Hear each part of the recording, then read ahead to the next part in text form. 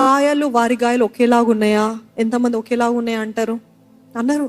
ఎందుకంటే మీ జీవితంలో మీరు ఎదుర్కొన్న బాధలు కష్టాలు ఒక ఎత్తు, వారి జీవితంలో వాళ్ళు ఎదుర్కొన్న కష్టాలు బాధలు గాయాలు ఒక ఎత్తు, వారు క్రష్ అవ్వడము, వారి ఫ్యామిలీలో పోరాటాలు ఒక ఎత్తు, వీరి family. So you cannot say I want to be use.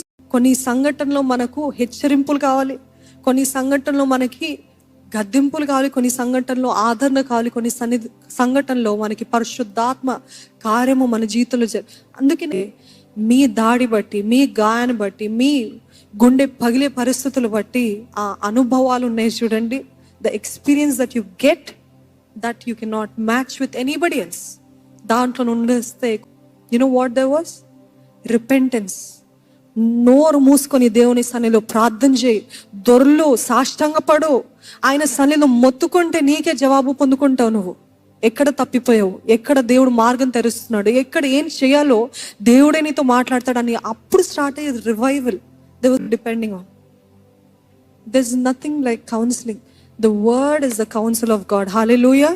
ఈ వాక్యమే మనం ఎలాగ బ్రతకాలో చెప్తుందండి. ఈ వాక్యము మనకుంటే చాలు ఎలాగ ముందుకు వెళ్ళాలో స్పష్టంగా తేటగా చెప్తాడు. సాష్టాంగ నువ్వు నాకు జవాబివ్వు ప్రభువా, నువ్వు జవాబిచ్చే వరకు నేను విడిచిపెట్టాను ప్రభువా అని ఆయన సన్నిధిలో ఆయన పాదాలు పట్టుకుంటే తప్పకుండా జవాబిచ్చే దేవుడు. మీ స్వతహాగా మీరు దేవుడు ఎవరో మీరు తెలుసుకోండి. మీ జీవితంలో కూడా ఉన్న పరాక్రమము, దేవుడిచ్చిన సామర్థ్యం మీకు తెలియట్లేదు. ఎందుకంటే యూ డోంట్ నో. ఎందుకు ఉంటుంది లేండి, వాళ్ళందరూ దాంట్లో పర్ఫెక్షనిస్ట్ ప్రొఫెషనల్స్, మనం ఏంటి అని అంటున్నారా? No no no no. God looks at you differently. ఇది కూడా వాడుకోగలుగుతా అంటే దేవుడు అంటాడు తప్పకుండా నేను వాడుకుంటాను.